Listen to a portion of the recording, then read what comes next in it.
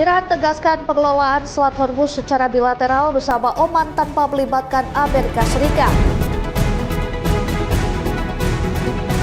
Petua Mojtaba Khamenei ungkap sosok sang menantu.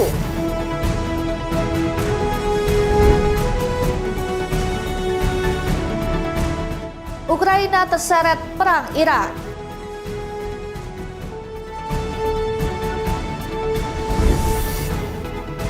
Halo pemirsa, selamat datang di Mata Dunia, program yang mengupas berita dan peristiwa global dari berbagai belahan dunia.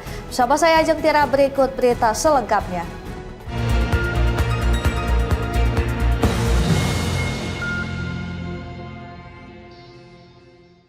Ya, kita ke informasi yang pertama. Pemirsa, Presiden Amerika Serikat Donald Trump menunda rencana peningkatan serangan militer ke Iran selama 2 pekan. Keputusan ini dipengaruhi pertimbangan diplomasi serta laporan mengenai menipisnya stok rudal pencegat pertahanan udara Amerika Serikat.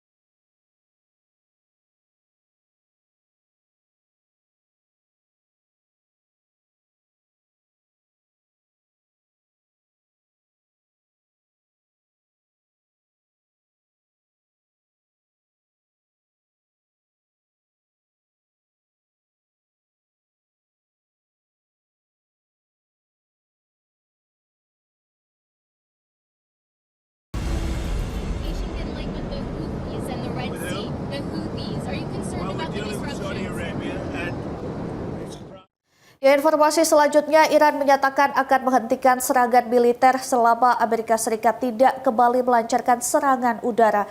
Pernyataan ini muncul setelah Washington menghentikan sementara operasi militer demi memberi ruang bagi upaya diplomasi. Iran menyatakan akan menghentikan serangan selama Amerika Serikat tidak melanjutkan pengeboman terhadap wilayahnya. Iran menegaskan Teheran tetap berpegang pada prinsip serangan dibalas serangan. Jika Amerika Serikat menghentikan penyerangan, maka Iran juga akan menghentikan operasi militernya. Sebelumnya, militer Amerika Serikat melancarkan serangan udara selama 13 hari berturut-turut sebagai respon atas eskalasi konflik di Selat Hormuz dan kawasan. Sebagai balasan, Iran menyerang negara-negara tetangga menjadi lokasi pangkalan militer Amerika Serikat sejak Pentagon menghentikan operasi pengeboman pada Jumat 24 Juli 2026 malam. Tidak ada serangan Amerika Serikat pada Sabtu maupun Minggu. Iran juga belum melancarkan serangan selama 2 hari terakhir. Reuters pada hari Minggu 26 Juli 2026 melaporkan, Duta Besar Amerika Serikat untuk Perserikatan Bangsa-Bangsa menyatakan Presiden Amerika Serikat Donald Trump sengaja menghentikan sementara operasi militer untuk memberikan kesempatan bagi jalur diplomasi. Iran meragukan jeda serangan mencerminkan perubahan sikap Washington dan menilai sebagai langkah taktis semata. Di tengah ketidakpastian ini, warga Iran mengaku masih cemas dan berharap ketegangan tidak kembali berujung pada eskalasi konflik yang lebih luas.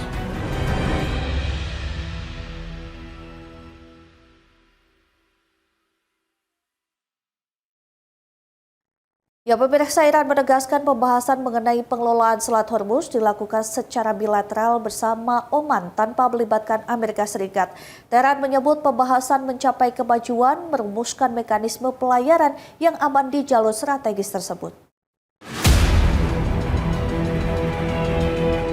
Iran menegaskan Amerika Serikat tidak terlibat dalam pembicaraan terbaru dengan Oman mengenai pengelolaan Selat Hormuz. Juru bicara Kementerian Luar Negeri Iran, Ismail Baqai, menyatakan sejumlah putaran pembicaraan antara Iran dan Oman digelar di Teheran pada Jumat dan Sabtu, 24 dan 25 Juli 2026. Kedua negara bertukar pandangan mengenai prinsip bersama dan mekanisme operasional untuk menjamin keamanan pelayaran di Selat Hormuz. Meski delegasi Oman meninggalkan Teheran dengan menegaskan konsultasi teknis dan politik terus berlanjut, Babkei menekankan pembicaraan tersebut murni bersifat bilateral dan tidak melibatkan Amerika Serikat. Iran juga menyatakan tidak ada perubahan pada lalu lintas maritim selama proses pembahasan berlangsung.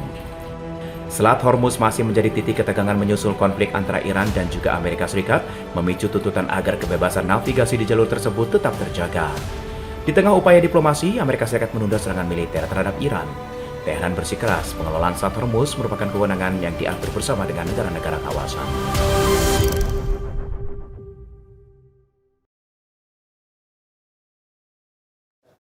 Kabar berikutnya, mertua pemimpin tertinggi Iran Mojtaba Khamenei menyatakan menantunya tidak berkomunikasi dengan siapapun termasuk anggota keluarga. Pernyataan ini memicu spekulasi mengenai kondisi terkini pemimpin tertinggi Iran. Pemimpin tertinggi Iran Mojtaba Khomeini disebut tidak berkomunikasi dengan siapapun termasuk dengan keluarga. Anadolu pada Minggu 26 Juli 2026 melaporkan Gholam Ali Haddad Adel, mertua Mojtaba Khomeini, mengatakan menantunya saat ini tidak menjalin komunikasi dengan pihak manapun termasuk keluarga.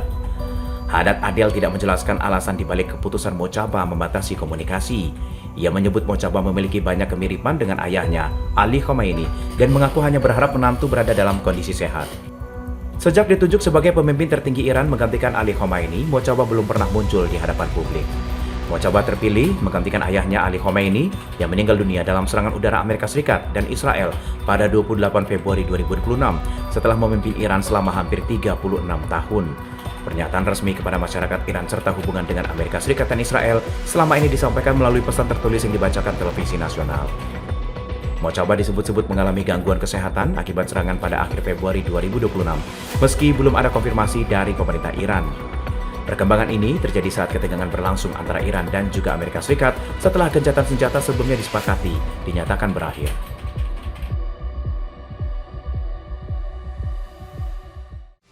Ya, usai jeda kami akan hadirkan informasi menarik lainnya, tetap saksikan Mata Dunia.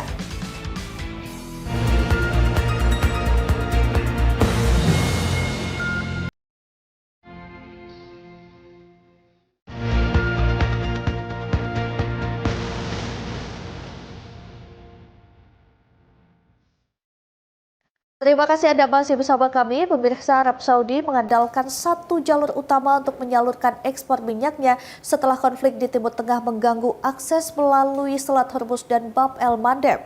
Kondisi ini memicu kekhawatiran terhadap pasokan dan harga minyak dunia. Arab Saudi semakin bergantung pada satu jalur utama mengekspor minyak setelah konflik Iran mengganggu dua jalur pelayaran strategis di Timur Tengah. Selama perang di kawasan, Riyadh mengalihkan ekspor minyak dari Selat Hormuz ke Laut Merah melalui jaringan pipa East-West Pipeline dan mengirimkan melalui Selat Bab el-Mandeb menuju Asia. Namun meningkatnya ancaman serangan kelompok Houthi di kawasan Bab el-Mandeb membuat jalur alternatif tersebut ikut terganggu. Akibatnya sejumlah kapal tanker pembawa minyak Arab Saudi membatalkan rute melalui Bab el-Mandeb dan berbalik menuju terusan Suez di Mesir. Data perusahaan pelacak kapal menunjukkan volume pengiriman melalui terusan Suez meningkat tajam dalam beberapa pekan terakhir. Meski masih bisa digunakan, rute melalui terusan Suez dinilai lebih panjang dan mahal menjangkau pasar Asia. Perubahan rute bisa menambah waktu pelayaran hingga 20 hingga 30 hari, sekaligus meningkatkan biaya angkut dan premi asuransi. Kondisi ini dinilai berpotensi menambah tekanan terhadap pasokan terhadap harga minyak global di tengah ketegangan yang masih berlangsung di Timur Tengah. The Wall Street Journal pada Minggu 26 Juli 2026 melaporkan sedikitnya 4 kapal tanker mengangkut minyak mentah Arab Saudi pada pertengahan Juli 2026. Membatalkan pelayaran menuju Selat Bab el-Mandeb dan berbalik arah ke utara menuju terusan Suez.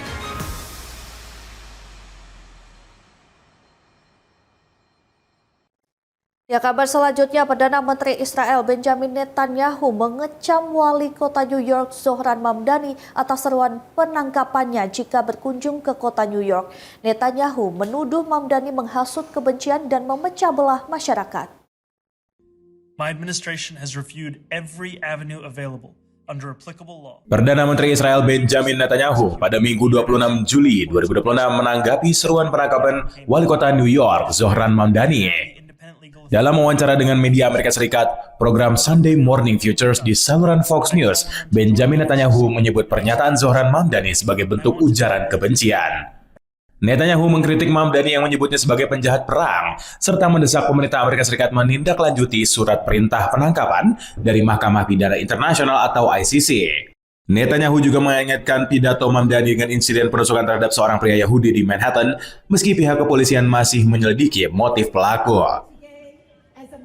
Menurut Netanyahu, seorang wali kota seharusnya melindungi seluruh warga tanpa membedakan latar belakang agama atau etnis.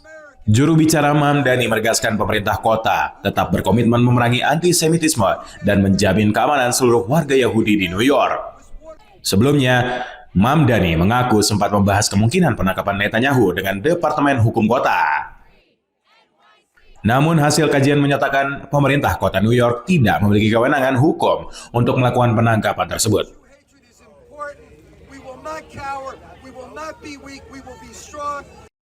Informasi berikutnya, Iran melontarkan kecaman keras terhadap Ukraina menyusul dugaan serangan terhadap kapal komersial Iran di Laut Kaspia. Tehran menegaskan tindakan tersebut melanggar hukum internasional dan memperingatkan akan memberikan respons.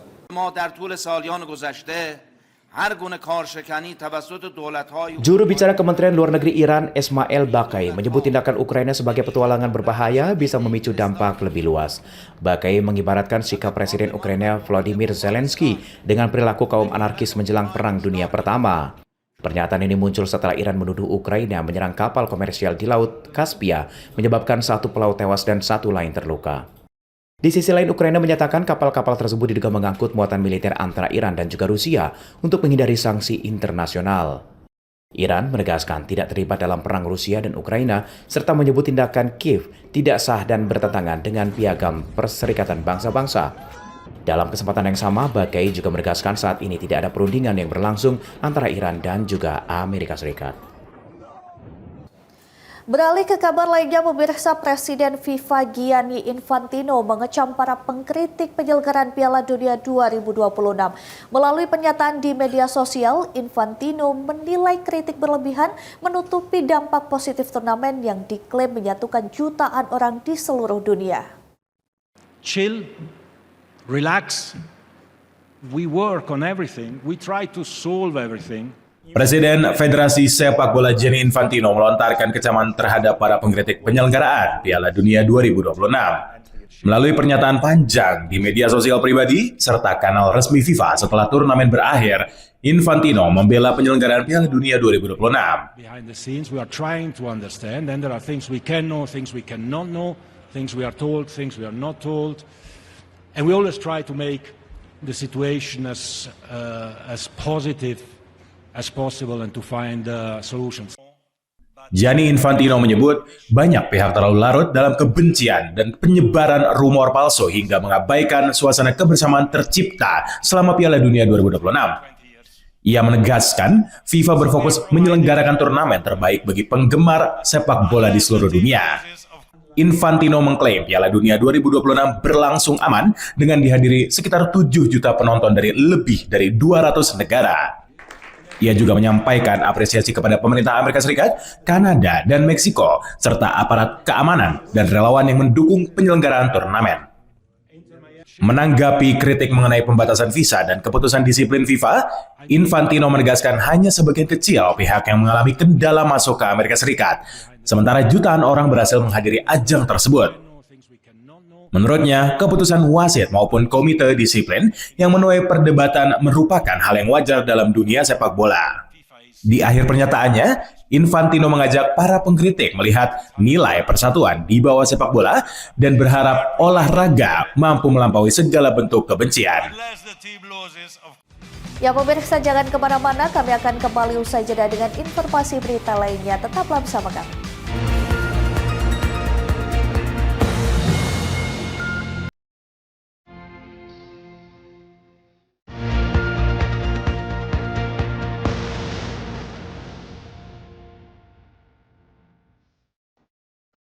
Anda kembali menyaksikan Mata Dunia, pemirsa. Sebuah museum nasional di Santiago, Chile menampilkan koleksi mumi Sinsoro yang dikenal sebagai salah satu tradisi pengawetan jenazah tertua di dunia. Teknik mumifikasi ini bahkan telah ada ribuan tahun sebelum peradaban Mesir kuno.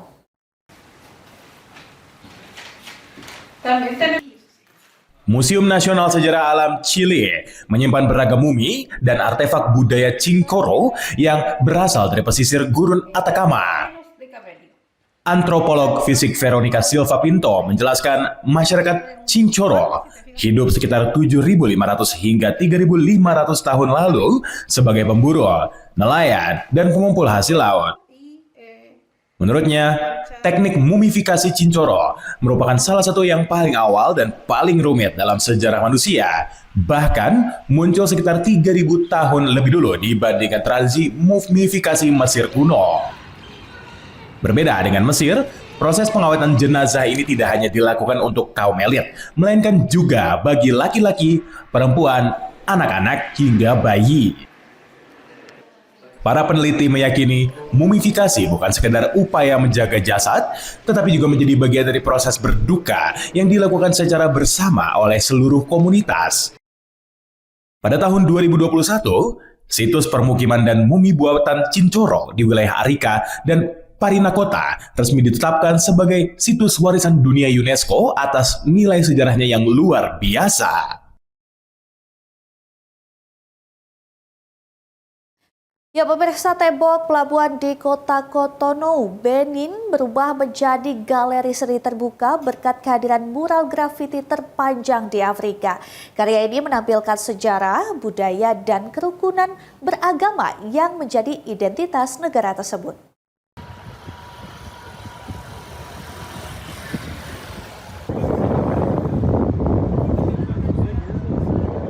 Mural sepanjang lebih dari 2 km ini membentang di dinding pelabuhan Cotonou yang menjadi salah satu daya tarik wisata baru di Benin.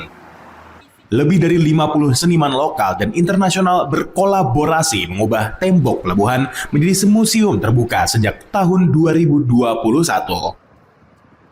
Setiap lukisan mengangkat kehidupan masyarakat Benin, mulai dari sosok perempuan, pasar tradisional, budaya Yoruba, hingga tradisi Vodun yang menjadi bagian dari warisan spiritual negara itu.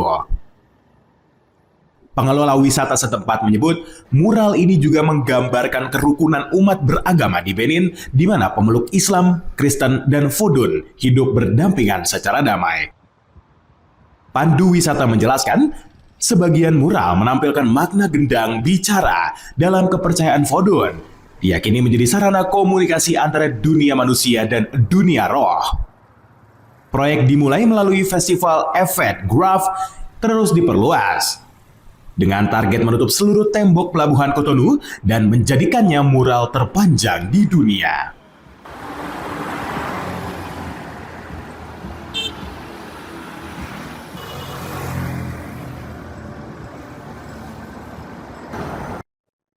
Ya, pemirsa, sebuah kelas kebugaran unik hadir di Moskow, Rusia. Latihan yoga kini dipadukan dengan olahraga menembak, menghasilkan pengalaman baru yang diklaim mampu membantu melepaskan stres dan meningkatkan konsentrasi.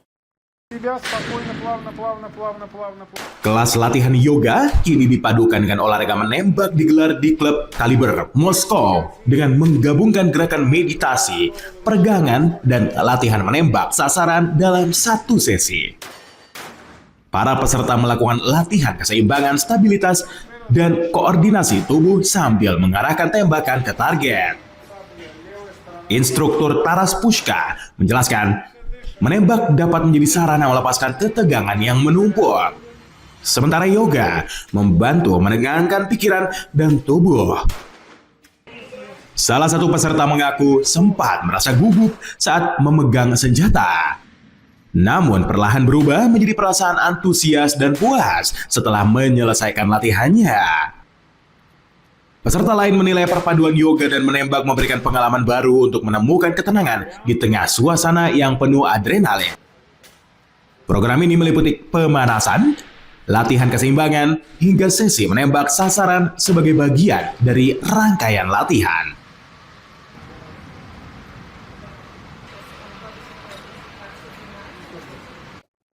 Ya, kita beralih ke informasi lainnya, pemirsa. Di jantung Eropa Tengah terdapat sebuah negara kecil yang menyimpan kekayaan alam luar biasa. Slovenia, negeri yang memadukan keindahan pegunungan Alpen, kota hijau modern, dan dunia bawah tanah karst yang mendunia. Seperti apa keindahan negara Slovenia? Berikut tayangannya untuk Anda.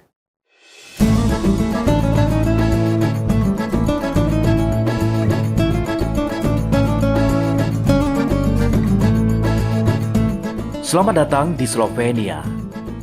Slovenia dikenal sebagai salah satu negara paling hijau di Eropa.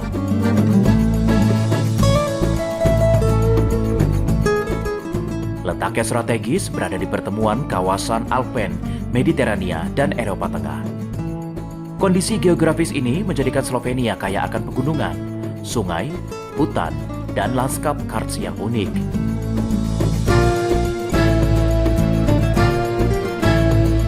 Di tengah negara ini berdiri Ljubljana, ibu kota Slovenia.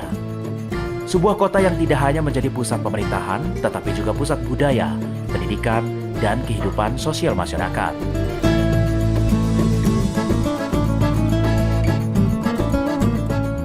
Ljubljana dikenal sebagai kota yang tenang, bersih, dan ramah pejalan kaki.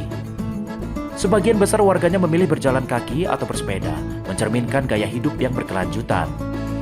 Tak heran jika kota ini pernah dinobatkan sebagai European Green Capital.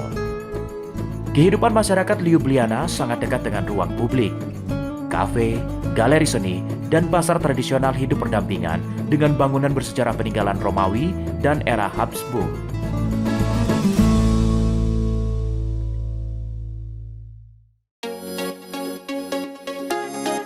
Sekitar 1 jam perjalanan dari Ljubljana, terhampar salah satu ikon wisata paling terkenal di Slovenia, yaitu Lake Bled. Danau ini berada di kawasan Alpen Julian, dikelilingi pegunungan dan hutan hijau yang menyejukkan mata. Air yang jernih kebiruan menciptakan refleksi alam yang menawan, menjadikan Lake Bled seperti lukisan hidup. Di tengah danau berdiri sebuah pulau kecil yang legendaris, yaitu Bled Island. Pulau ini menjadi satu-satunya pulau alami di Slovenia dengan gereja tua yang kerap dikaitkan dengan kisah cinta dan legenda rakyat setempat. Di tepi danau, sebuah kastil abad pertengahan, Bled Castle, berdiri megah di atas tebing. Dari sini, pengunjung dapat menikmati panorama danau dari ketinggian, sekaligus menelusuri sejarah panjang wilayah Bled. Bagi masyarakat setempat, Lake Bled bukan hanya destinasi wisata, tetapi juga ruang hidup, tempat rekreasi, olahraga air, hingga tradisi kuliner khas seperti Bled Cream Cake yang melegenda. Perjalanan berlanjut ke wilayah barat daya Slovenia menuju dunia yang tersembunyi di bawah permukiman bumi, yaitu Postona Cave. Goa ini merupakan bagian dari sistem karst terbesar dan paling terkenal di Eropa. Terbentuk selama jutaan tahun oleh aliran sungai bawah tanah, Postona Cave menyimpan lorong-lorong panjang dengan formasi stalaktit dan stalagmit yang spektakuler. Keunikan gua ini terletak pada sistem wisatanya. Pengunjung dapat menyusuri bagian terdalam gua menggunakan kereta listrik bawah tanah, sebuah pengalaman langka yang hanya ada di sedikit tempat di dunia. Postona Cave juga menjadi habitat Proteus, amfibi langka yang sering dijuluki ikan manusia. Keberadaan spesies ini menjadikan gua ini penting tidak hanya secara wisata, tetapi juga ilmiah dan konservasi. Sejak abad ke-19, Postona Cave telah menjadi destinasi wisata internasional, menjadikannya salah satu gua wisata tertua di dunia. Slovenia mungkin kecil dalam ukuran, namun melalui Ljubljana yang hijau dan hidup, Lake Bled yang penuh legenda, serta Postona Cave yang menyimpan keajaiban bumi, negara ini membuktikan bahwa keindahan alam dan peradaban dapat berjalan berdampingan. Ya pemirsa, demikian Mata Dunia kali ini. Terus saksikan Berita Nasional TV. Saya Ajeng Tiara beserta kru yang bertugas pamit undur diri. Terima kasih dan sampai jumpa.